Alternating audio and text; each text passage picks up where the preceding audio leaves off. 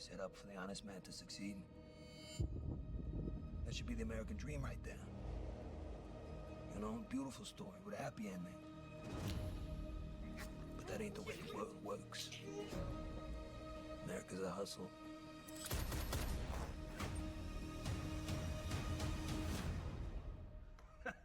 Not that I'm complaining. Hey guys, Amari here, and just finished watching The Penguin, and this show was fantastic. It was just great. It was trying to break out.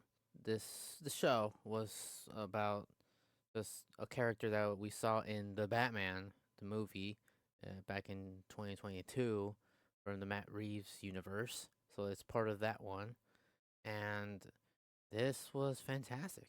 It was as great as the movie.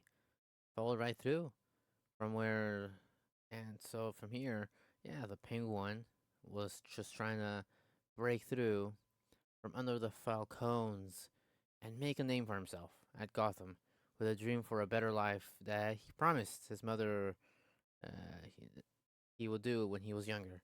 And this show just takes you into that story right after the movie. Like it says after a week and later, and so we get that immediate. Let's go, wham, right into it. And the acting was amazing from both Colin Farrell and Christine, who played Sophia Falcone. Um, she was fantastic. Oh my gosh, her character every time she was on screen, it was the best thing. And both story arcs actually were amazing. The build up of the potential teaming up together, and then not making it what is gonna happen finale even better. It made everyone ask what was gonna happen. You know, both characters had something to prove for the race to rule Gotham, especially with the new drug that was being introduced. Who was gonna fight for it? You know, who's gonna win? And the visuals and the atmosphere of the city felt alive and real for a show that was grounded, and it needed that in order to succeed, and it did. It felt fantastic, real. It was just great. Making me guess what would happen next was great feeling, honestly, knowing that actually I'm not sure what was gonna happen. In a good way though, because I genuinely cared about what these characters were doing every single episode, you know? And so that's just another recipe for success in terms of when you're doing that right, the visuals, the story arcs, and moving forward to it, caring about the characters in the show. Like, come on, that's a recipe for success right there. And what did I dislike? Well, there's no Batman. No, just kidding.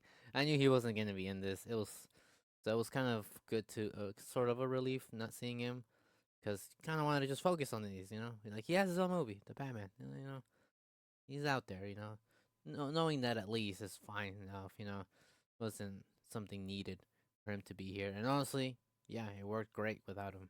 I think for me, the only thing I guess I disliked, but not as a show related thing, is probably knowing the huge possibility that Victor's death would happen, and when it did, it was pretty dark, messed up, but it was a great scene. It was, it was a great scene though, and again, part of the story, which made it great, and so that pretty much means this for me was a 10 out of 10 rating for me.